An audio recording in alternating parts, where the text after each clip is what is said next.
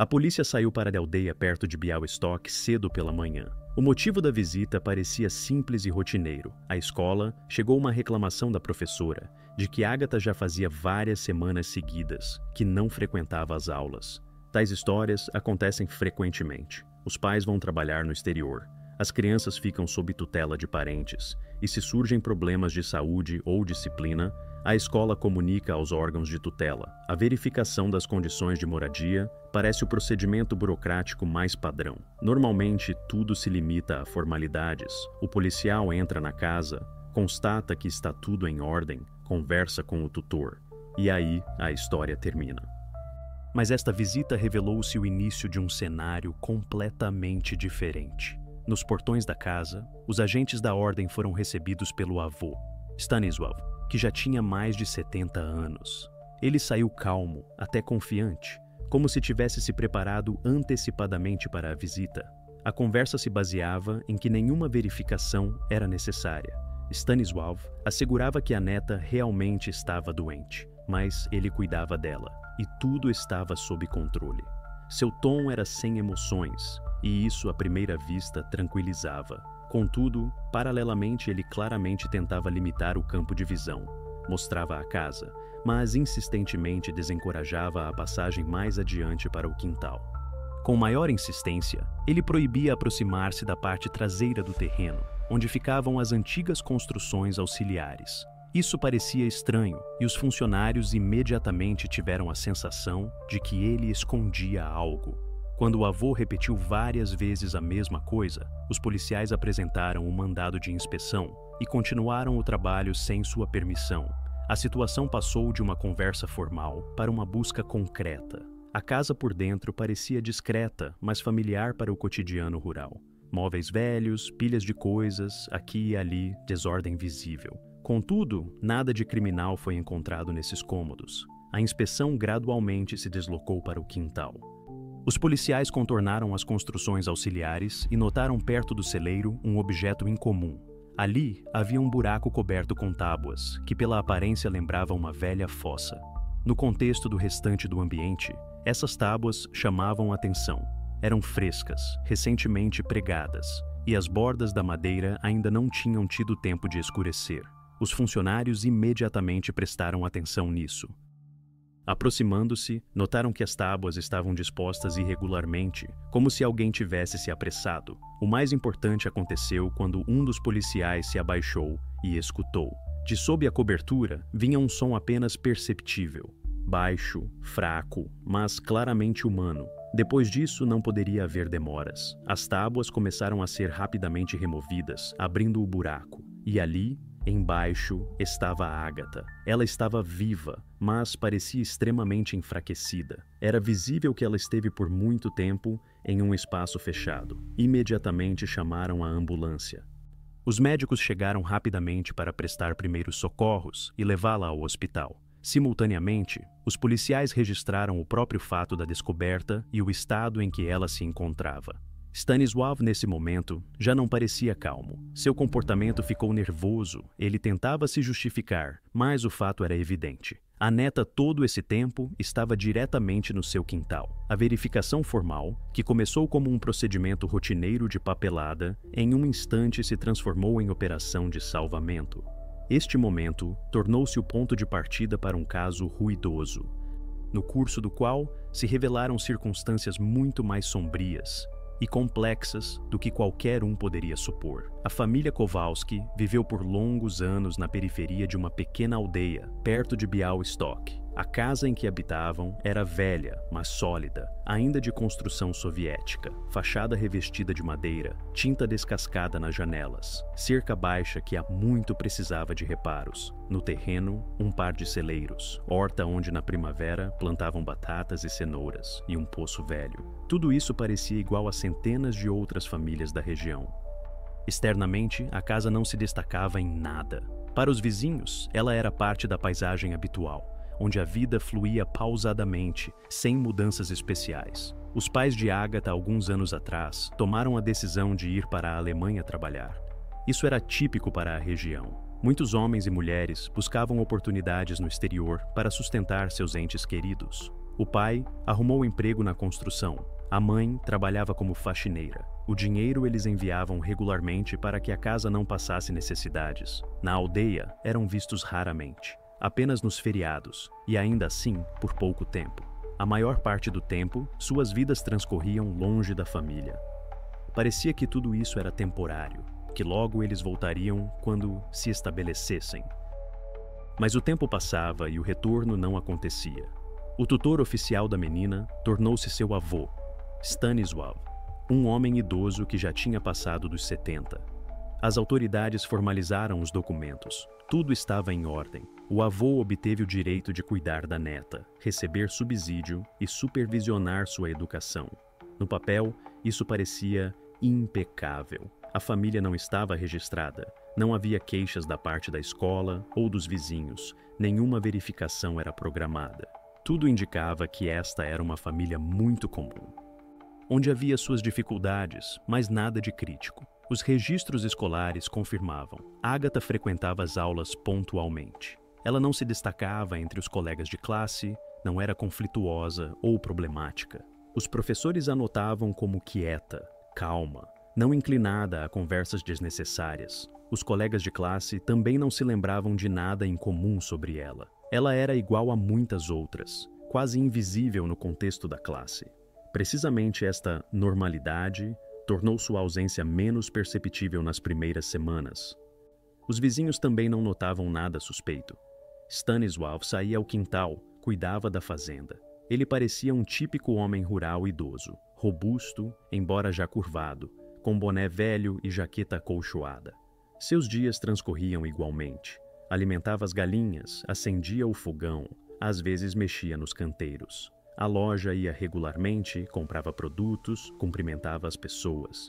Essas o conheciam como uma pessoa severa, mas que não causava suspeitas. Aos seus olhos, ele era mais carrancudo e fechado do que perigoso.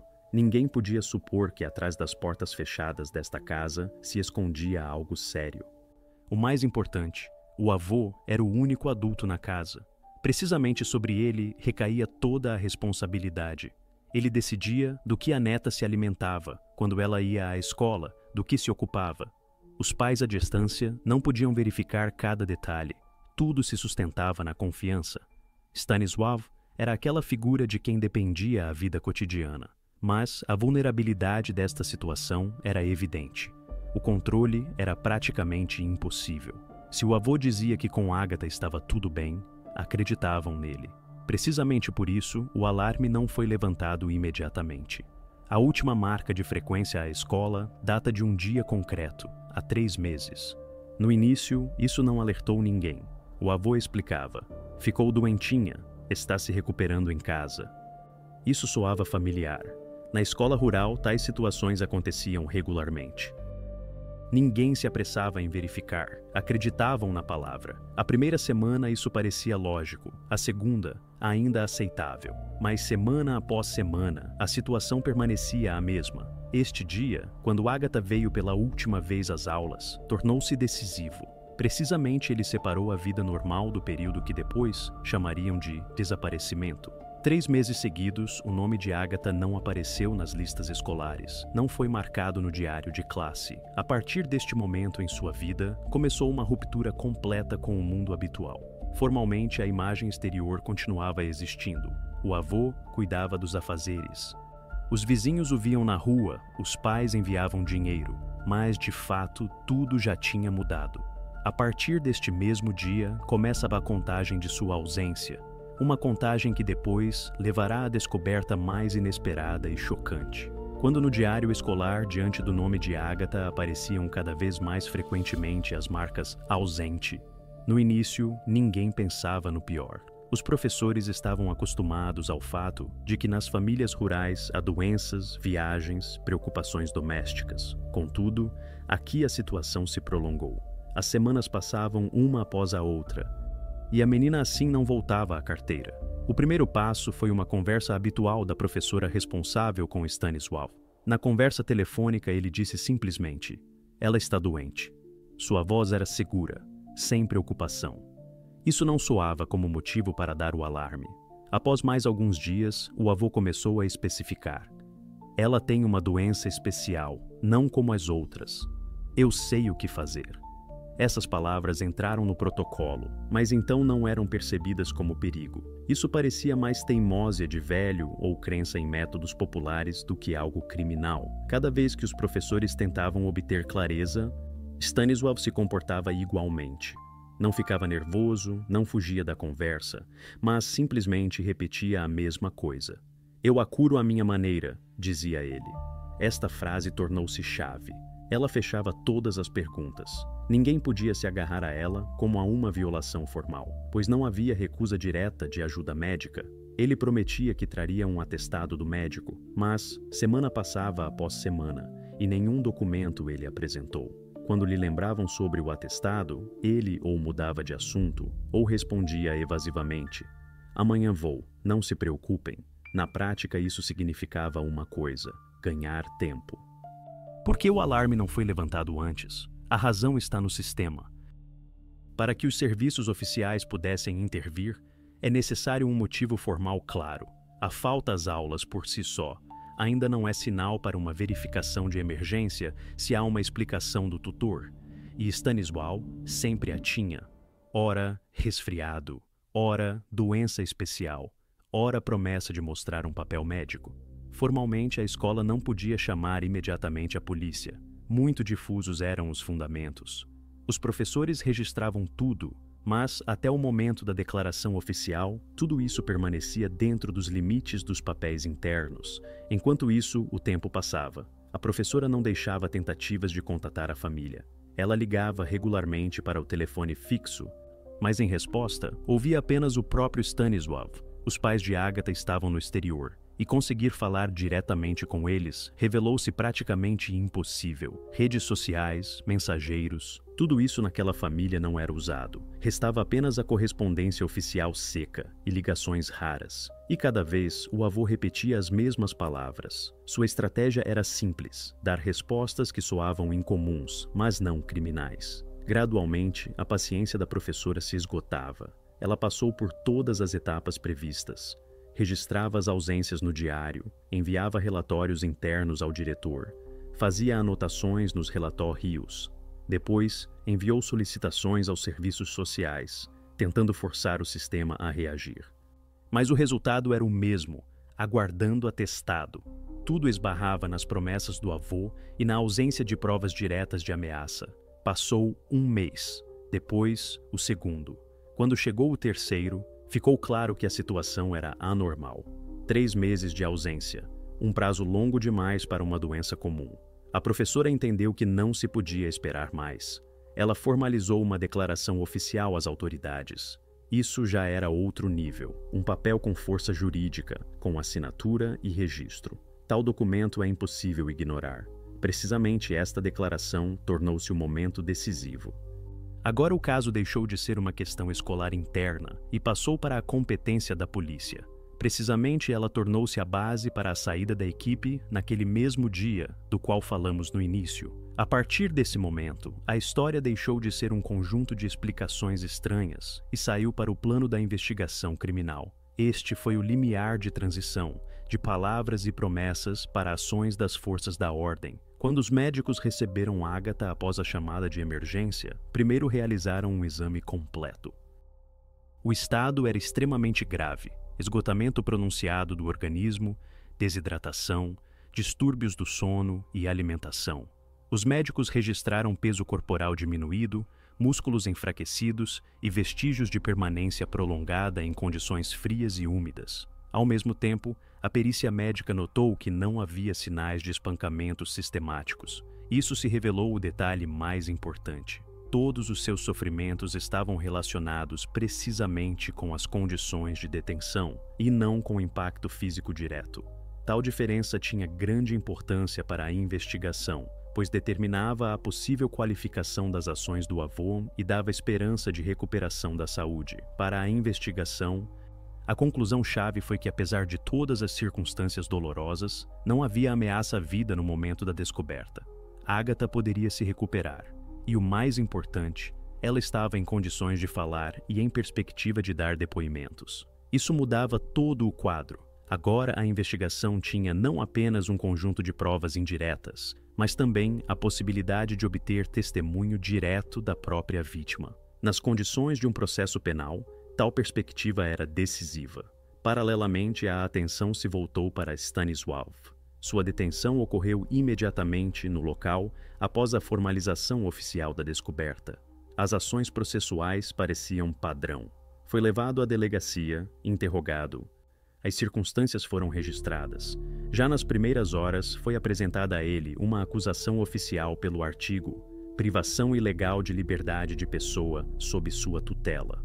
Esta era a formulação mais evidente e confirmada naquele momento. Nos interrogatórios, Stanisław se manteve relativamente calmo. Ele não negava o próprio fato do isolamento. Negar era sem sentido. Mas, quando se tratava de motivos, ele passava a respostas evasivas. Suas palavras principais soavam igualmente. Eu a curava à minha maneira. Era necessário assim. Eu queria que ela se recuperasse. Para os investigadores, essas frases tornaram-se não simplesmente estranhas, mas um sinal direto. Nesta história, há certa lógica interna pela qual ele mesmo se guiava. Os investigadores entendiam, as palavras de Stanisław podem estar relacionadas com determinado sistema de crenças ou com influência externa. Por isso, o registro na casa tornou-se o próximo passo. Os cômodos foram verificados sequencialmente: cozinha, quarto, sala. E ali, onde esperavam encontrar medicamentos, documentos médicos ou objetos relacionados com cuidados, descobriram algo completamente diferente. Na mesa e nas gavetas havia dezenas de folhas de papel cobertas de escrita manuscrita. Não eram as anotações habituais, mas desenhos, esquemas, círculos, setas, símbolos incompreensíveis. Em lugares lembravam ou plantas primitivas ou signos místicos. Ao lado deles havia ícones, velas e velhos livros de orações. Tudo isso em conjunto parecia um conjunto de objetos com os quais o avô trabalhava regularmente. Estes desenhos foram imediatamente apreendidos e anexados ao caso. Eles não tinham relação com medicina, não explicavam como se podia tratar uma doença. Ao contrário, pareciam certo resumo pessoal ou resultado de consultas com pessoas que tentavam convencer Stanisław da existência de métodos especiais. Para a investigação, a descoberta revelou-se extremamente importante. Ela mostrava que o isolamento de Agatha não foi uma improvisação casual. Atrás das palavras "curo à minha maneira", havia um sistema concreto de pontos de vista, e isso já abria uma nova linha de investigação. Entender quem ou o que empurrou Stanisław para tal decisão e se ele realmente estava sozinho nesta história. Assim, a primeira inspeção da casa deu não apenas provas, mas também direção para o desenvolvimento do caso. Do estado de Agatha e da formulação da acusação, a investigação agora passava para a busca de um motivo mais profundo. Precisamente isso tornou-se a ponte para a próxima etapa da investigação. No primeiro interrogatório oficial, Stanisław imediatamente definiu para si mesmo a única linha de conduta. Ele não apenas negava todas as acusações, mas tentava mostrar que ele mesmo se encontra na posição de vítima de incompreensão.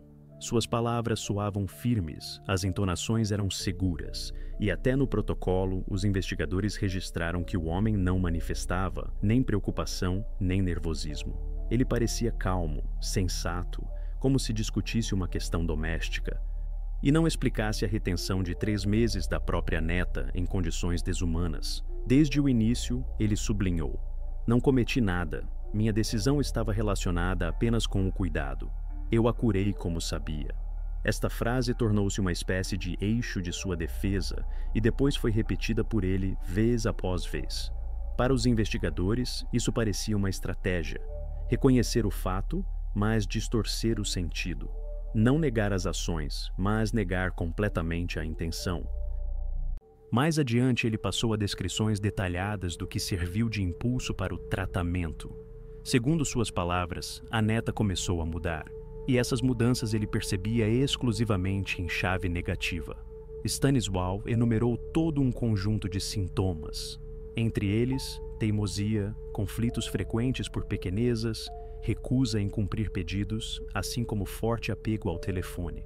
Ele afirmava que ela passava tempo demais na internet. discutia com ele, ficava muito tempo sentada no quarto e não ouvia suas observações. Do ponto de vista de pedagogos ou psicólogos, isso parecia manifestações habituais da idade adolescente.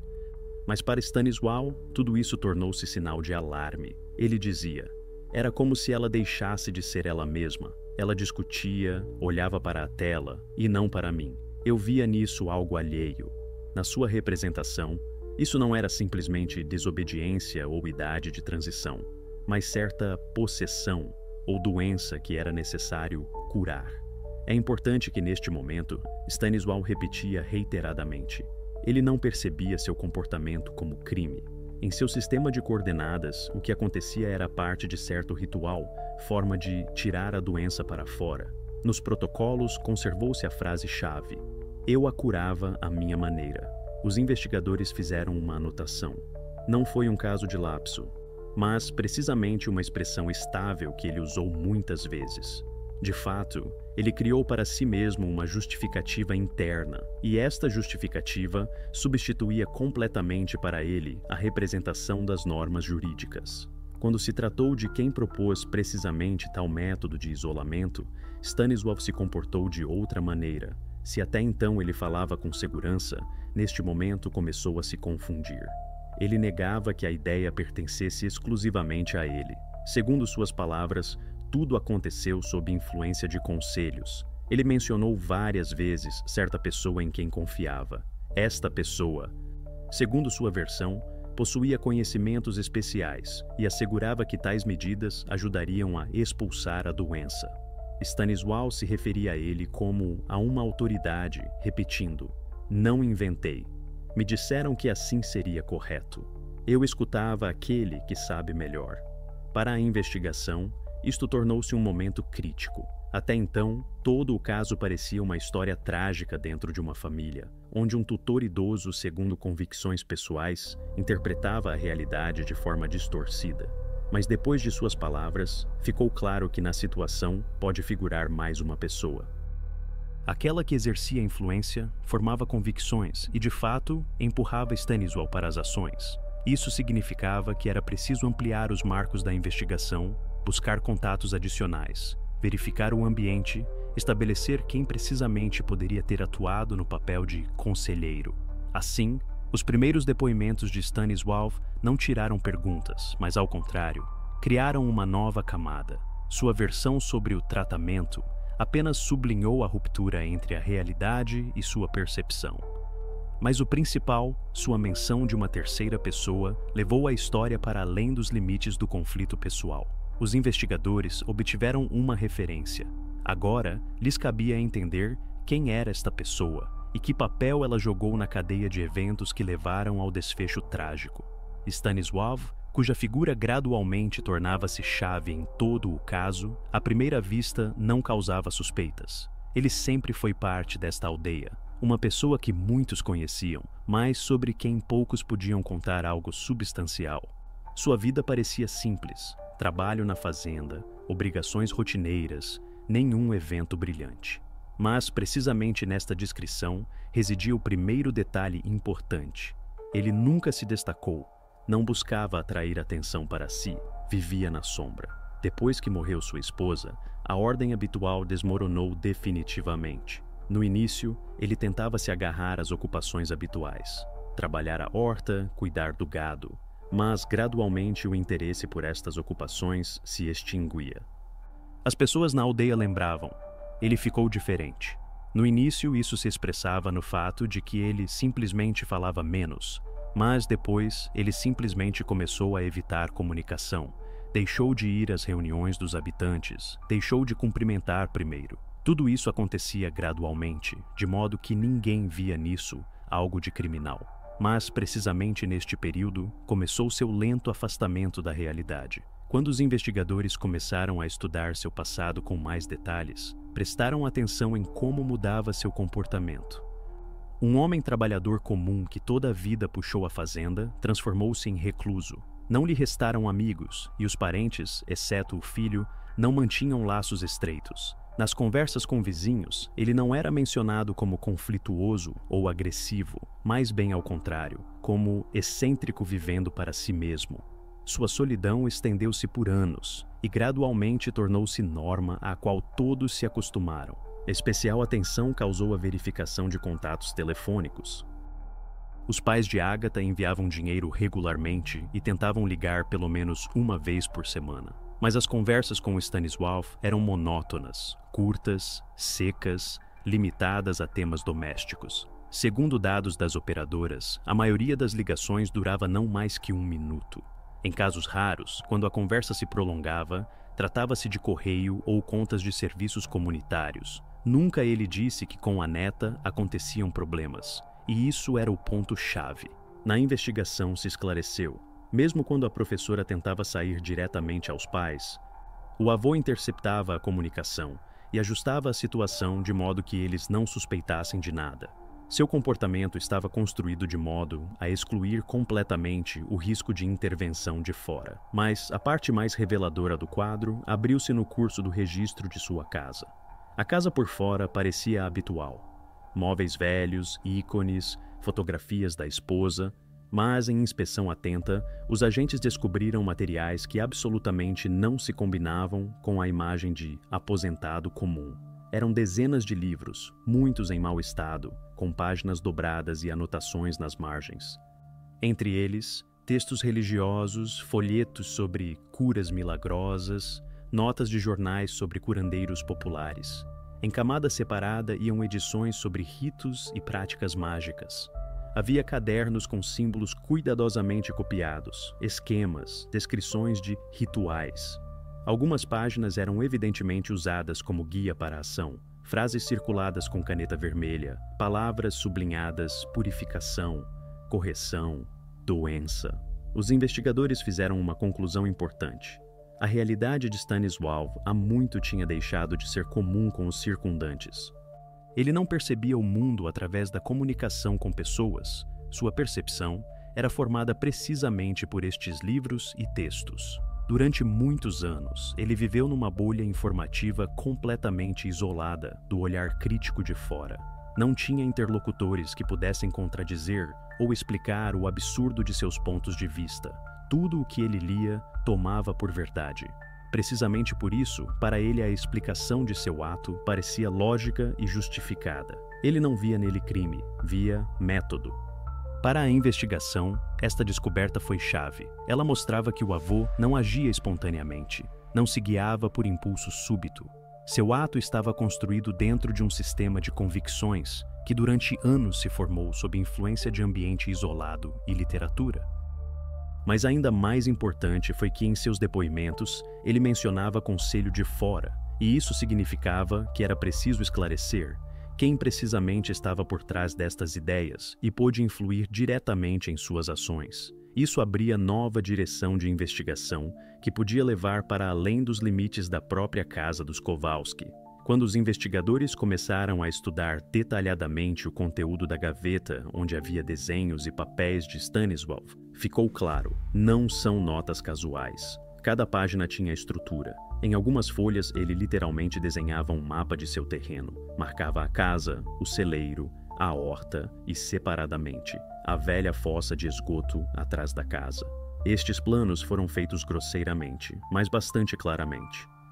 Os contornos dos objetos estavam desenhados de modo que ficasse compreensível que ele se orientava precisamente no próprio quintal. O mais inquietante, no centro da fossa, estava marcada uma pequena figurinha, representada esquematicamente, mas associada sem erro a um ser humano. Para os investigadores, isso tornou-se prova de que tais ações foram preparadas antecipadamente e não podiam ser reação espontânea. Os peritos grafólogos confirmaram. Todas as inscrições nas folhas foram feitas pela mão do próprio Stanislaw. O papel parecia velho, em lugares amarelado, aqui e ali com manchas de umidade. Contudo, a tinta conservou-se bem, e as inscrições eram lidas sem dificuldade. Nas margens e entre as linhas havia palavras e frases curtas. Ali se encontrava purificação pela terra, a escuridão cura, o silêncio remédio. Estes comentários não eram casuais. Eles refletiam sua imagem de pensamento e como ele justificava suas ações. Os investigadores notaram, Estas anotações diretamente se relacionavam com os livros encontrados na casa, nos quais se tratava de formas populares de liberação do mal através do isolamento e contato com a terra. Especial atenção causou que tais esquemas fossem vários. Em um desenho, a fossa estava representada de cima, com a inscrição Proibição. Em outro, em corte, onde claramente se desenhavam as tábuas com as quais se podia cobrir. Em outra variante, havia a marca Silêncio, como se fosse a condição-chave. Tal sequência indicava sistematicidade. Ele não simplesmente fazia um esboço único, mas passo a passo construía o modelo de seu tratamento.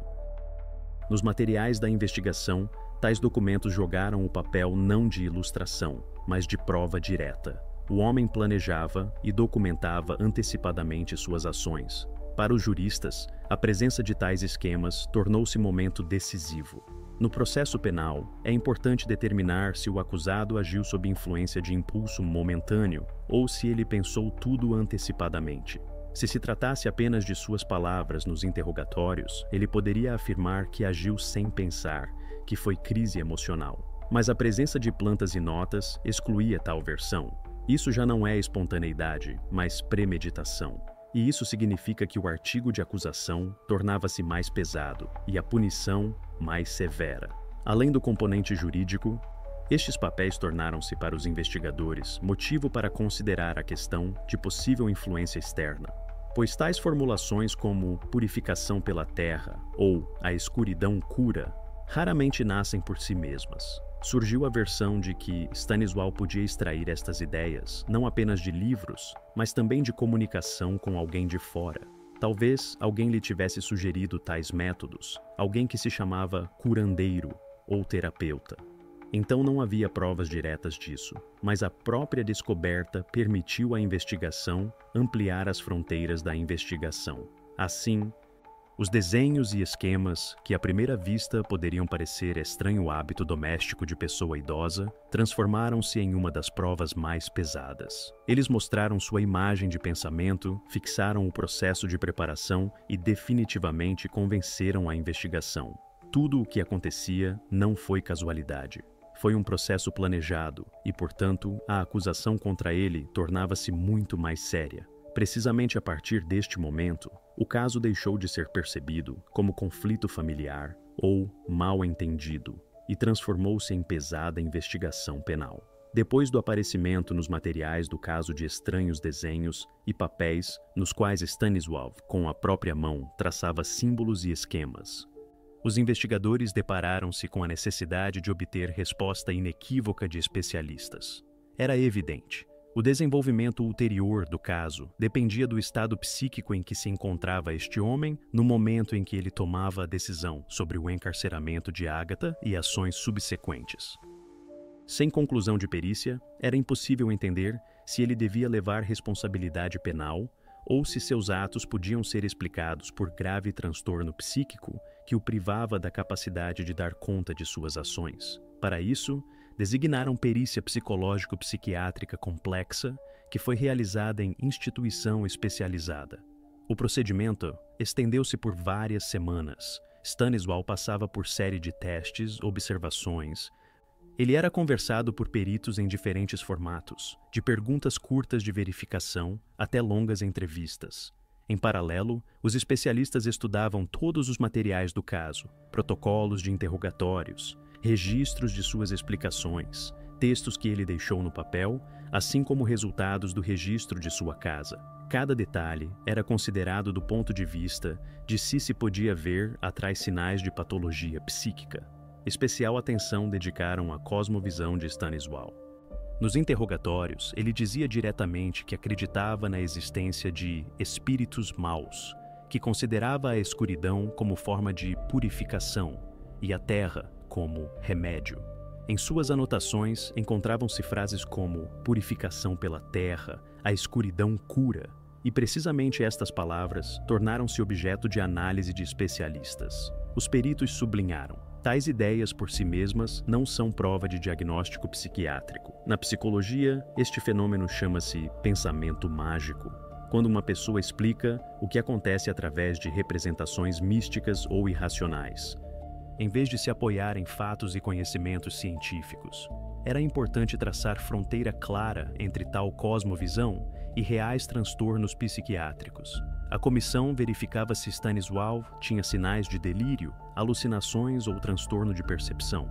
Foi cuidadosamente examinado, como ele se orienta no espaço, se lembra datas, se pode reproduzir sequencialmente os eventos, se responde logicamente às perguntas.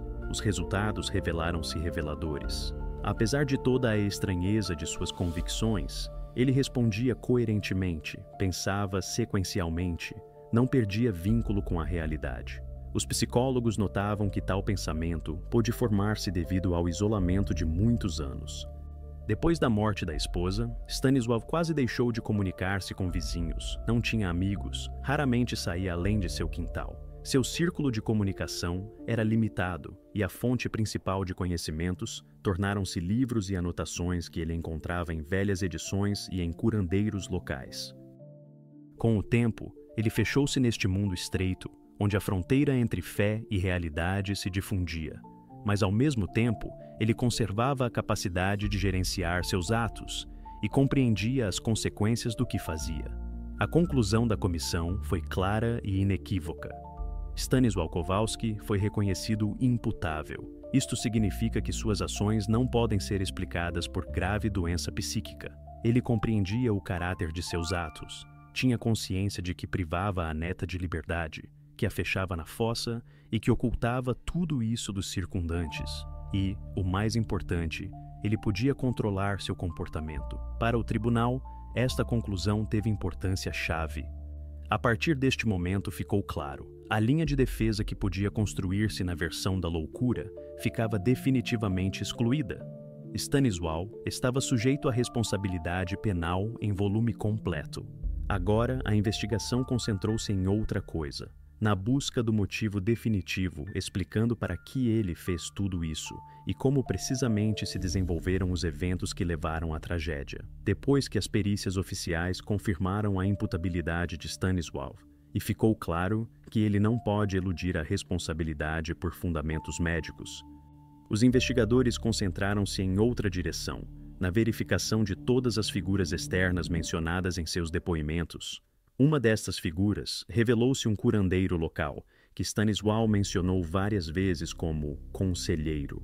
Ele afirmava que precisamente esta pessoa supostamente lhe sugeriu métodos incomuns de purificação e liberação da doença. Para a investigação, tais declarações sempre tornam-se momento importante.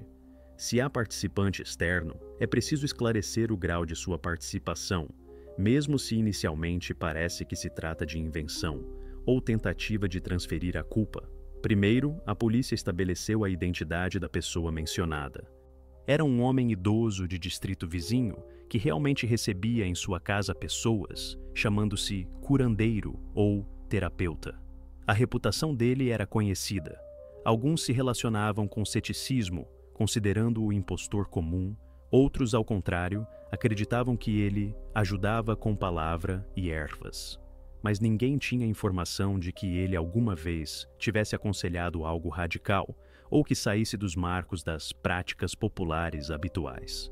Não obstante a investigação, estava obrigada a verificar tudo minuciosamente, sem descontos a rumores. O curandeiro foi convocado a interrogatório oficial. Ele não negou o fato de conhecer Stanisław, confirmou que aquele realmente veio a ele várias vezes. Queixava-se de problemas na família, dizia que em casa nem tudo estava tranquilo, que a neta se comportava estranhamente, que havia energia impura. O próprio curandeiro contava que respondia em termos gerais. Ele aconselhava mais silêncio, descanso, menos irritantes, tentar oração, leitura de textos sagrados. Ele sublinhava que nunca falou de fossas, de construções de quintal, de isolamento físico. Tudo isso ele chamava exclusivamente fantasias de Stanisław, que possivelmente entendeu suas palavras à sua maneira. Os investigadores especificavam detalhes vez após vez. Ele dava instruções diretas, chamava a limitar contatos ou a métodos severos. A resposta era categórica: não. No protocolo foi fixada sua negação de quaisquer indicações sobre tais ações. Ele reconheceu apenas uma coisa: a frase "é preciso expulsar o negativo, isolar-se dele". Mas, na sua interpretação, isso significava simplesmente expressão doméstica. Passar menos tempo com aqueles que trazem má energia. Em paralelo, os funcionários começaram a reunir informação adicional. Verificavam as conexões telefônicas entre ele e Stanisław. A perícia técnica confirmou: durante todo o período que interessava a investigação, praticamente não houve contatos. Várias ligações curtas foram registradas muitos meses atrás, e sua duração não excedia par de minutos. Na correspondência, vazio. Nem mensagens, nem cartas, nem anotações que pudessem indicar instruções concretas. Interrogaram vizinhos de Stanisław. Ninguém viu o curandeiro na aldeia. Ninguém notou que ele viesse à casa ou se interessasse pelo destino da família. Não havia testemunhas que pudessem confirmar comunicação regular. Cada vez mais se formava a impressão: o encontro realmente pôde ter sido, conversas foram realizadas, mas eram difusas e superficiais, e já o próprio Stanisław lhes deu sentido completamente diferente. A investigação estudou atentamente a casa do suspeito. Especial atenção dedicaram às anotações e papéis encontrados durante o registro. Realmente, ali havia frases como "purificação pela terra", "a escuridão cura", mas a caligrafia pertencia ao próprio Stanisław, e em nenhum lugar encontrava-se menção do curandeiro como autor destas ideias. Não havia nem cartões de visita, nem cartas, nem instruções fixadas. Os peritos fizeram conclusão: a fonte destes pensamentos foi o próprio dono da casa, e não pessoa externa. No final, ficou compreensível que a participação direta do conselheiro não se confirmava. Seu papel limitava-se a conversas casuais, nas quais ele pronunciava frases gerais, próprias de qualquer pessoa que acredita no negativo e purificação. Todo o resto, resultado de interpretação e ações autônomas de Stanisław. Juridicamente, isto tinha grande importância. Não se podia apresentar acusação sem fatos, e por isso a decisão processual parecia inequívoca. Não há provas, os depoimentos não contêm indicações diretas sobre ações criminosas. Testemunhas também não. Com base nisso, a versão com cumplicidade foi fechada. Oficialmente, o curandeiro foi excluído do número de suspeitos. Contra ele, não foram apresentadas acusações. Ele figurava no caso como testemunha, mas não mais. Todas as setas, de novo, indicavam apenas uma pessoa, Stanisław. Precisamente ele tomava as decisões. Precisamente ele cumpria seus planos. Precisamente ele leva toda a responsabilidade. E embora a linha com o curandeiro tenha revelado-se falsa pista, ela jogou seu papel. Os investigadores puderam mostrar que verificaram minuciosamente todas as versões, processaram todos os contatos, e agora nada distraía do principal. A história voltava à figura do avô, que permanecia no centro da investigação. À frente estava a análise de motivos, sequência de seus atos e aqueles detalhes que definitivamente determinaram a gravidade da acusação. Quando a investigação definitivamente se convenceu de que a versão com o curandeiro não se confirmava, a atenção deslocou-se para o ambiente mais próximo de Stanisław. Precisamente neste momento, à Polônia voltaram os pais de Ágata. Eles foram convocados a interrogatório oficial para que dessem esclarecimentos sobre o que sabiam da vida na casa e em que medida compreendiam as particularidades do caráter de seu pai. Já nos primeiros protocolos, entrou um detalhe importante. Eles reconheceram que sempre souberam de suas superstições e pontos de vista estranhos. A mãe disse diretamente que o pai podia passar horas contando sobre espíritos, sobre malefícios, sobre que as coisas podem influir no homem. O pai da família também não negou que há tempo se acostumara a estas conversas. Eles percebiam isto como manifestação do caráter senil, mas de modo algum como ameaça real. Estas palavras foram chaves. Elas significavam que os pais não podiam não notar as particularidades do avô. Mais ainda, eles se davam conta de sua inclinação a interpretações atípicas do que acontecia. Contudo, nisso, não tomaram nenhuma medida. Eles não consideraram necessário limitar seu papel na educação, ou pelo menos verificar regularmente o que de fato acontecia na casa. Para a investigação, isto tornou-se sinal importante. A responsabilidade recai não apenas sobre Stanisław, mas também sobre aqueles que deixaram a filha sob seu controle total. Nos interrogatórios, os pais tentavam explicar-se. Eles se referiam às circunstâncias. Segundo suas palavras, o trabalho na Alemanha era o único modo de assegurar a família. O dinheiro que ganhavam era enviado para casa, e sem este apoio, teria sido impossível manter a fazenda e pagar os estudos. Eles diziam que ligavam constantemente, perguntavam sobre o estado das coisas, e cada vez Stanisław assegurava: "Está tudo bem, ela está doente, mas eu dou conta." Estas afirmações eles tomavam por moeda de boa-fé. No seu entendimento, o pai era idoso, mas responsável, e se podia confiar nele. Juridicamente, estas palavras pareciam fracas. Para a investigação, tais justificativas não tiravam a culpa. A lei formula isto claramente. Se os pais confiaram a tutela à terceira pessoa, de qualquer modo, estão obrigados a controlar as condições de moradia. A ausência de controle trata-se como não cumprimento de obrigações. Nos protocolos, assim foi fixado. A inação dos pais pode ter consequências jurídicas. Contudo, isto foi direção separada do trabalho da promotoria, mas reforçava o contexto da história geral. Sobre o fundo destes depoimentos, gradualmente se formava o quadro do conflito que tornou-se verdadeiro disparador. Até este momento, muitos detalhes permaneciam obscuros. Contudo, precisamente depois do regresso dos pais, os investigadores receberam novos depoimentos da própria Ágata. Ela estava preparada para contar com mais detalhes, o que precisamente tornou-se ponto de partida de seu isolamento. De suas palavras, seguia que entre ela e o avô acendeu-se disputa. Isto aconteceu pouco antes de ela desaparecer da escola e deixar de aparecer na rua. A essência do conflito consistia em um objeto, no telefone. Para Mal adolescente era meio de comunicação com amigos, janela para o mundo. Para Stanisław, em contrapartida, isto tornou-se símbolo de influência alheia. Nos protocolos, conservaram-se suas expressões. Ele chamava o telefone janela para o diabo, fonte de malefício. Segundo palavras de Ágata, o avô tentava tirar o dispositivo à força. Ela resistia, gritavam um com o outro. Este momento tornou-se decisivo. A disputa terminou com que o avô declarou: "Assim não pode continuar. Eu vou curar você." Este detalhe mudava radicalmente o quadro. Até então, seus motivos podiam interpretar-se como fascinação abstrata pelo misticismo, mas precisamente o conflito por causa do telefone mostrou a razão real. Na sua percepção, a técnica tornou-se inimiga e a neta, portadora desta influência. Ele decidiu que estava obrigado a agir. E esta decisão levou a eventos que no final tornaram-se objeto de processo judicial. Assim, o passado sombrio de Stanisław revelou-se não apenas em suas superstições e isolamento da sociedade, mas também em como ele transferia estas ideias aos próximos.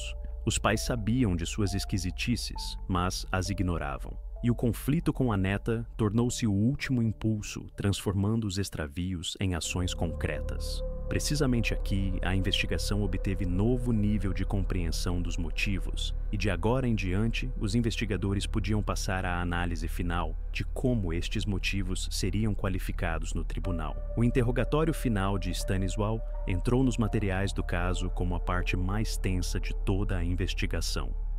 Os investigadores entendiam. Precisamente aqui era preciso pôr o ponto definitivo, destruir todas as versões defensivas que ele construía durante longas semanas. Todo o trabalho preparatório reduzia-se a este momento. A sala para interrogatórios parecia comum. Mesa, 2 cadeiras, pasta com papéis, gravador. Mas a atmosfera era diferente. No ar, sentia-se que o desfecho desta conversa seria determinante. Stanisław estava sentado calmo, mas em seu olhar já não havia a segurança de antes. Ele entendia que cada uma de suas frases era fixada e seria usada contra ele. O investigador começou metodicamente e sem emoções supérfluas.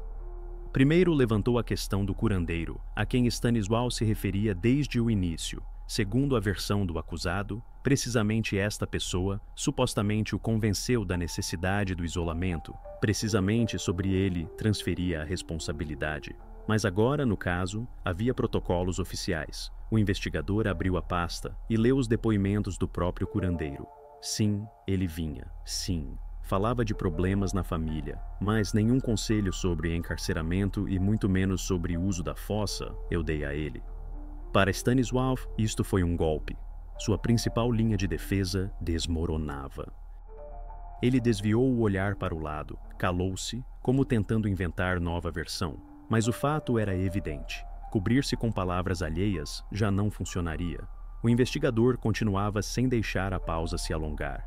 Na mesa apareceu a conclusão dos peritos psiquiatras. Este documento era resultado de várias semanas de observações, conversas, testes e verificações médicas. A conclusão final soava clara e inequivocamente. Stanisław Kowalski é imputável, capaz de compreender o caráter de suas ações e dirigi-las. Para a defesa, isto tornou-se segundo golpe. Quaisquer conversas sobre loucura, sobre que ele supostamente não se dava conta do que acontecia, revelaram-se oficialmente refutadas. O investigador lia estas linhas em voz alta, e na sala instalou-se pesado silêncio. Depois disto, Stanisław tentou ainda manter-se. Ele falava de que queria ajudar, que não tinha má intenção. Repetia suas frases que pronunciava antes.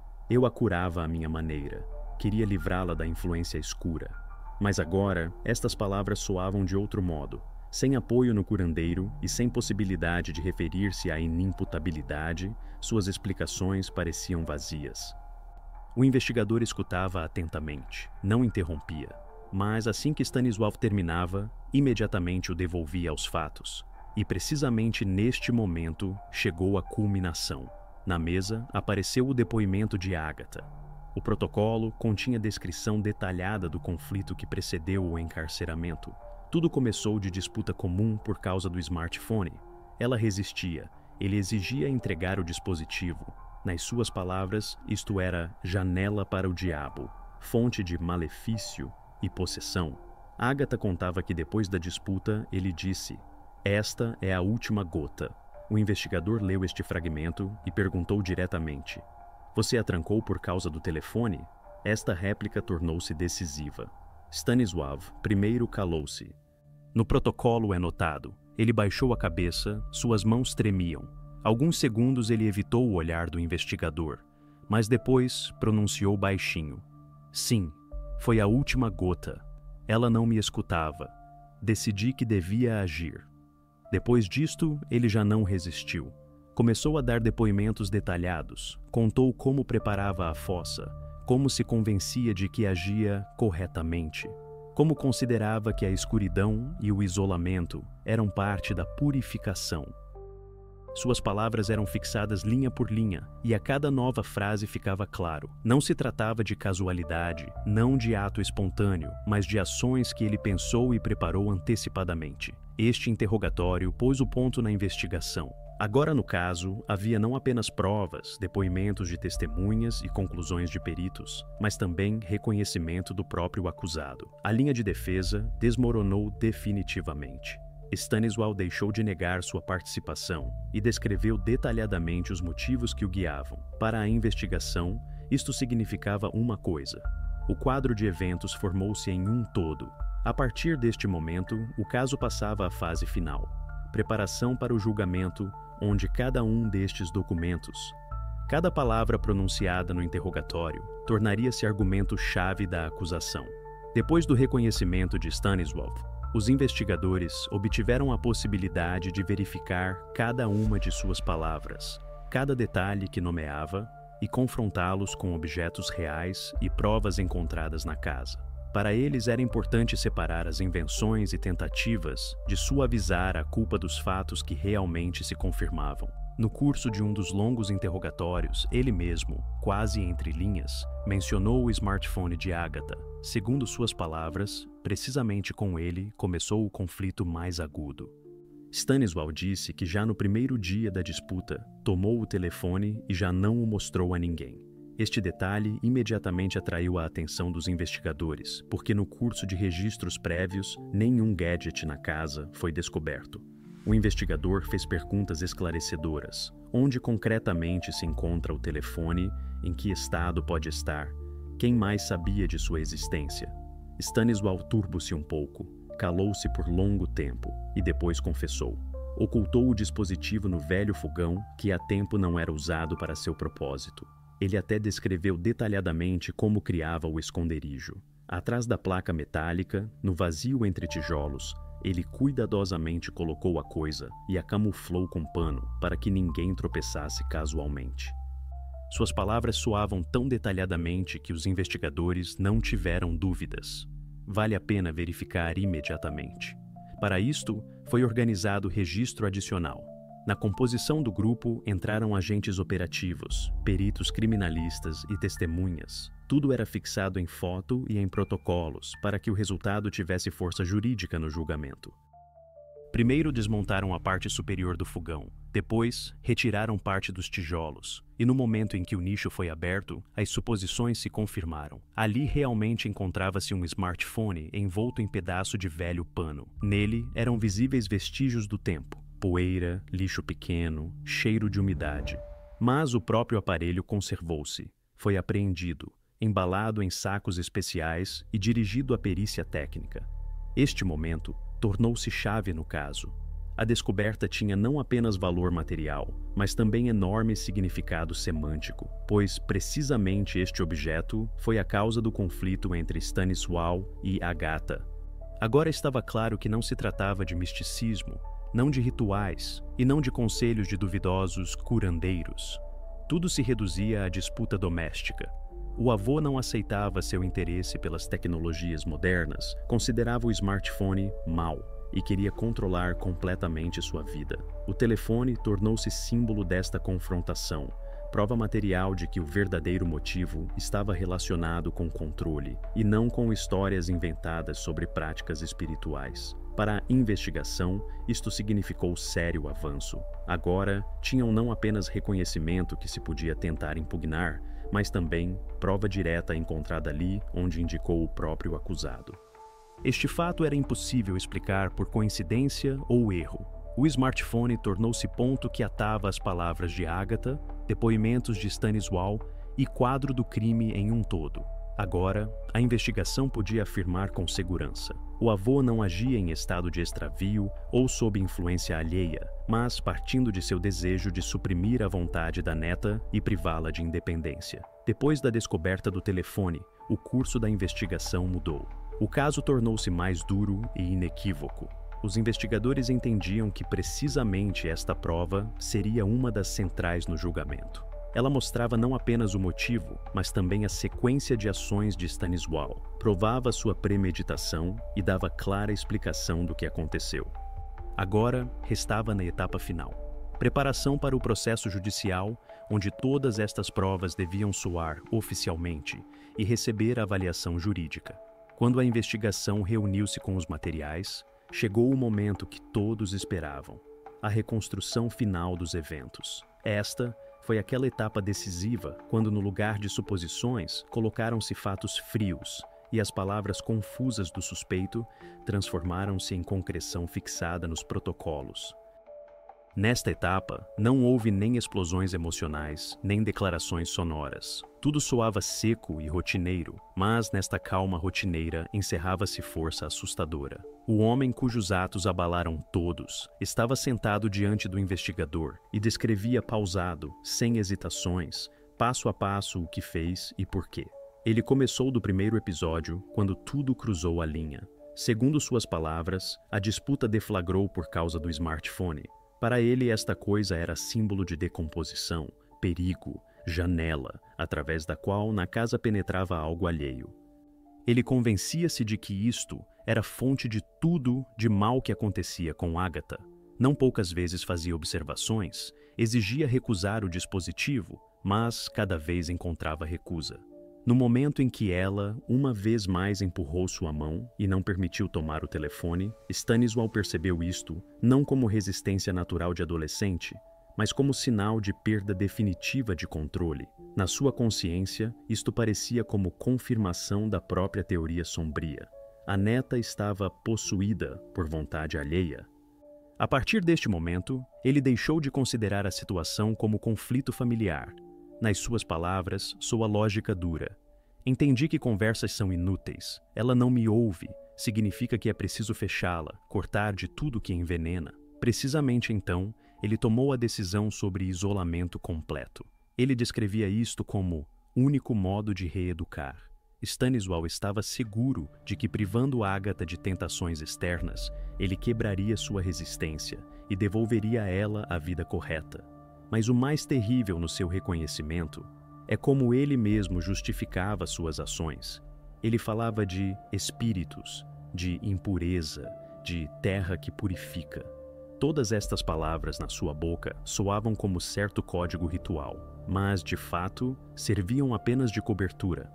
Era a lenda cômoda com a qual ele cobria sua dureza, e parece que ele mesmo acreditava nela sinceramente. O investigador notou no protocolo que atrás da casca mística ocultava-se motivação completamente terrena, desejo de controle total sobre pessoa, que se recusava a submeter-se.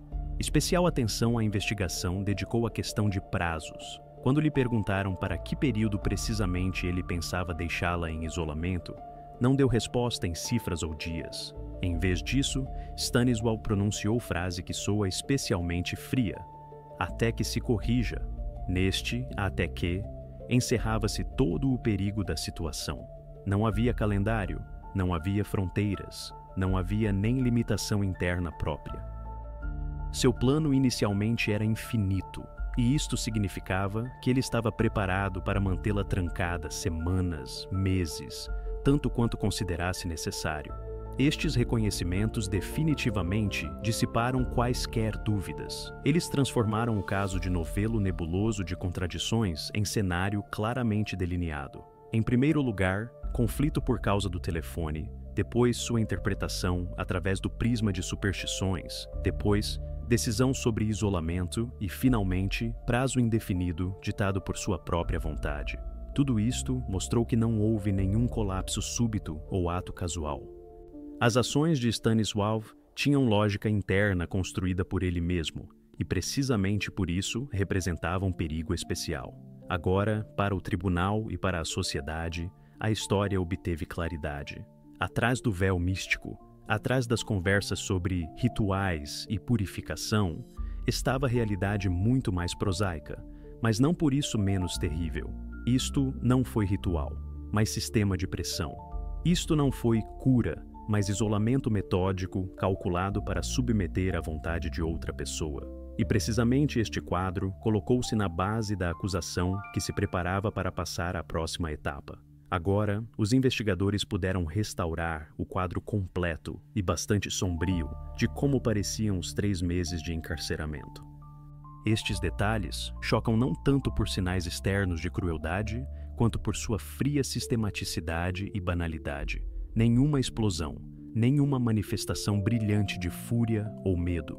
Tudo o que acontecia parecia processo sangue-frio, pensado antecipadamente, que tornou-se parte da vida cotidiana de Stanisław. A inspeção do local do acontecimento deu clara representação de em que condições se encontrava Agatha. A fossa era velha e, em seu tempo, era usada como adega para armazenar verduras. Suas paredes eram revestidas de tijolo, o que tornava o espaço seco e bastante forte. No chão, jaziam restos de velho colchão, usado há tempo que Stanisław jogou abaixo para criar mínima alusão à comodidade. As tábuas com as quais ele cobria a fossa eram pesadas, por cima, pressionadas com barras metálicas e pedras, para que a construção parecesse intencionalmente estacionária. Entre as tábuas restavam fendas estreitas, através das quais penetravam ar e fraca luz. Estas condições não se podia chamar mortais, mas privavam de qualquer possibilidade de levar vida normal. A pessoa encontrava-se em estado de isolamento completo, onde cada dia transformava-se em luta por sobrevivência, e não em existência no sentido habitual da palavra. Stanisław, como mostrou a investigação, transformou isto em rotina. Segundo suas próprias palavras, ele agia segundo o horário. Uma vez ao dia, ele movia uma das tábuas abrindo estreita abertura, e por corda baixava abaixo garrafa plástica com água e algum pedaço simples de comida, pedaço de pão, batata cozida, às vezes prato de mingau em vasilha de folha. Ele não se demorava na abertura, não entrava em conversas, não tentava de algum modo explicar o que acontecia. Suas ações reduziam-se apenas a manter condições mínimas de existência. Para ele, isto era elemento do processo, e não cuidado de pessoa próxima. É importante notar também como parecia o impacto psicológico. Ele conscientemente evitava a comunicação, privando Agatha não apenas de liberdade, mas também de qualquer apoio emocional. Mesmo frase curta, mesmo tentativa de consolar, poderiam ter criado ilusão de contato humano, mas ele escolheu silêncio completo. Isto transformava cada dia em ciclo fechado, espera do momento raro, quando se abre a escotilha para receber água e comida. E de novo, silêncio. De novo, escuridão. De novo, solidão. Para Agatha, precisamente este fator revelou-se especialmente pesado. Enquanto isso, Stanisław continuava levando vida, que não causava nos demais nem a menor suspeita. Os vizinhos viam-no na loja. Ele comprava conjunto padrão de produtos: pão, fósforos, leite.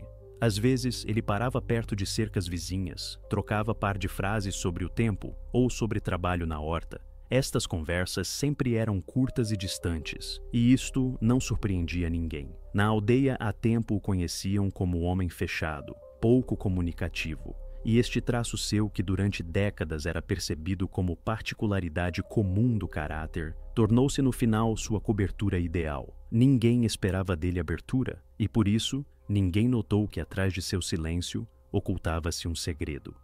Mesmo nas relações com estruturas oficiais, ele agia calculadamente. Aos professores, ele respondia às ligações sempre repetindo a mesma formulação: "Ela está doente, precisa de descanso." Estas palavras não soavam ameaçadoras, mas mais bem rotineiras. E precisamente esta banalidade confundia. Parecia que não havia motivo para alarme urgente. Formalmente, em suas palavras, não havia nada que desse fundamento para intervenção imediata. Mas atrás desta explicação padrão, ocultava-se mentira cuidadosamente construída. Gradualmente, na investigação, formou-se o quadro. 3 meses. Agatha encontrava-se em isolamento, onde a sobrevivência física mantinha-se minimamente e a pressão psicológica intensificava-se a cada dia. Stanisław vivia em 2 realidades. Para o mundo externo, ele permanecia ancião tranquilo, vivendo em sua aldeia, e dentro do próprio quintal, transformava-se em vigilante que controlava cada momento da vida da neta. Esta dualidade revelou-se chave para entender como o crime pôde permanecer oculto tanto tempo. Assim, os investigadores fixaram, diante deles, não episódio casual, não explosão espontânea de agressão, mas comportamento sistemático e sangue frio. E precisamente isto permitiu à promotoria construir a acusação ao redor da ideia de intenção e premeditação. O processo judicial pelo caso de Stanisław Kowalski tornou-se culminação da investigação de vários meses. Se nas primeiras etapas toda a atenção estava concentrada na busca da verdade e reunião de provas, agora chegou o momento quando todos estes materiais deviam soar já em formato de linguagem jurídica estrita. Precisamente aqui decidia-se seu destino, e não apenas o seu. Para os parentes foi momento de verdade, para os habitantes da aldeia, possibilidade de entender o que acontecia literalmente diante de seus olhos, e para investigadores e promotoria, verificação de quão minuciosamente eles cumpriram seu trabalho. A acusação oficial foi formulada extremamente clara e detalhadamente. O promotor enumerou sequencialmente todos os artigos que foram postos na base do caso. O primeiro, e talvez mais evidente, privação ilegal de liberdade. Nos materiais da investigação, descrevia-se detalhadamente como durante 3 meses a gata encontrava-se em isolamento, em condições que a privavam de existência normal. Segundo artigo, tortura. Aqui tratava-se do próprio caráter da detenção: ausência de acesso normal à luz, limitação em comida e água, isolamento completo da sociedade. Estas ações eram consideradas como impacto sistemático e prolongado, causando sofrimentos físicos e psicológicos. Terceira acusação: abandono em perigo. Foi acrescentada porque Stanisław, como tutor, tinha a obrigação direta de cuidar dela, mas em vez disso, conscientemente pôs sua vida em perigo. Especial atenção o promotor prestou ao signo qualificador: cometido com especial crueldade. Isto não é simplesmente detalhe formal. Juridicamente, tal adição aumenta substancialmente a gravidade do veredicto. Sublinhava que o crime não teve caráter único, mas durou longo tempo. Foi pensado e metódico. Para o tribunal, foi argumento importante, mostrando que não se tratava de ato impulsivo, mas de ações estiradas no tempo e desprovidas de misericórdia. Por certo, a defesa tentou propor sua versão. O advogado de Stanisław insistia que diante do tribunal está homem idoso que tinha representações distorcidas sobre a realidade. Ele dizia que seu defendido nunca desejou dano verdadeiro, que suas ações foram ditadas por convicção na necessidade de seu próprio método de tratamento. A defesa afirmava que Stanisław não se dava conta de toda a gravidade do que acontecia e agia mais bem por extravio do que por má intenção. Como argumentos citavam-se sua idade, solidão e contatos sociais limitados, mas a acusação rapidamente destruiu estes argumentos. O promotor lembrou que a perícia judicial psiquiátrica reconheceu Stanisław completamente imputável. Os peritos sublinharam: ele compreendia o caráter e consequências de suas ações, sabia distinguir bem de mal e dava-se conta do que fazia. Mais ainda, os fatos reunidos durante a investigação mostravam sua consequência. Ele preparou antecipadamente o lugar para isolamento, pensou o sistema de fornecimento de comida e água, verificava regularmente que isto não se tornasse conhecido a estranhos. Tudo isto fala que ele agia conscientemente e sistematicamente. O processo durou várias sessões. As partes apresentaram suas provas, foram ouvidos peritos, lidos protocolos de interrogatórios, depoimentos de testemunhas e a própria Ágata. Cada palavra, cada detalhe compunham-se em quadro íntegro. O juiz atentamente fixava todos os argumentos, mas a lógica geral do caso tornava-se cada vez mais evidente. A linha de defesa não resistia ao enfrentamento com os fatos. Quando chegou o momento de proclamação do veredicto, na sala reinava tenso silêncio. O juiz anunciou: Stanisław Kowalski é reconhecido culpado por todos os pontos da acusação. Esta conclusão foi inequívoca e não deixou espaço para interpretações ambíguas. Depois, soou o veredicto. O tribunal designou a Stanisław prazo real de privação de liberdade. Para o homem idoso, isto de fato significava que o resto da vida passaria em reclusão. Para a sociedade, este veredicto tornou-se sinal. Tais ações não podem ser justificadas nem por fé, nem por extravios, nem por idade. A terminação do processo tornou-se espécie de ponto na fase mais sonora desta história, mas, simultaneamente, isto abriu novo capítulo. Discussão de como algo semelhante pôde acontecer tanto tempo em pequena comunidade onde parecia cada um conhecia o vizinho. O tribunal pôs ponto jurídico, mas a sociedade apenas começava a analisar as consequências morais e sociais desta tragédia. Depois da sentença, pareceria que o ponto nesta história estava posto, mas na realidade, precisamente então, começou a etapa mais pesada e prolongada: a vida depois que a verdade tornou-se do domínio público. E se para Stanisław seu futuro agora estava descrito até os mínimos detalhes, anos passados atrás das grades, então para outros participantes desta tragédia tudo apenas começava. A cada um deles correspondia a enfrentar consequências destrutivas que era impossível cancelar ou esquecer. Em primeiro lugar, a atenção estava cravada em Ágata. Seu estado depois da libertação revelou-se extremamente pesado. Esgotamento físico, estresse profundo, ansiedade, distúrbios do sono. Os médicos imediatamente tomaram decisão sobre reabilitação complexa. Foi todo um caminho, da recuperação médica do organismo até longas consultas com psicólogos. Os especialistas por etapas devolviam-lhe a capacidade de confiar nos circundantes, aprendiam junto com ela a construir de novo o cotidiano sem medo. Mas o momento mais importante consistia em que voltar aos pais ela não pôde.